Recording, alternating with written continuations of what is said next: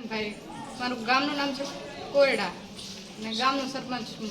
બેન, સમાજે બંધારણ ઘડ્યું છે, તમારા અત્યારે લગ્ન હતા, તમે સમાજના બંધારણ પ્રમાણે જ લગ્ન કર્યા છે, કયા કયા રિવાજો કર્યા હતા? અમે કોઈ પણ બંધારણ તોડ્યું નથી.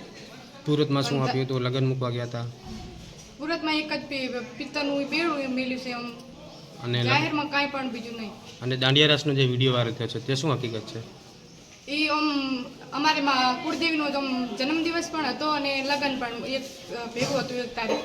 એ ટાઈમે જ મુહૂર્ત આવ્યા હતા એમ લગ્નના, એટલે બે સંગાત હતું એટલે એ રાખ્યું. અત્યારે વાત એવી વાર્તિક છે, ગામના સરપંચે ક્યાંક સમાજનું બંધારણ તોડી છે, તો તમે શું મેસેજ આપવા માંગશો?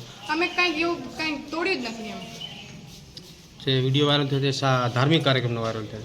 બે એમ એક જ હતું ને તારીખ એટલે, અને અમે એવું કાંઈ એન્ટ્રી બેન્ટ્રી કાંઈ પાડી નથી કાંઈ એવું કાંઈ બહુ કાંઈ કર્યું. જે કાર્યક્રમ કરાય તમે સમાજના આગેવાનોને પૂછીને કર્યા, બીજું અને બંધારણ આજુબાજુના બે વડીલોને બધાને પૂછીને જ કર્યું સમાજના બંધારણ પ્રમાણે? પરમાણે. ઓકે.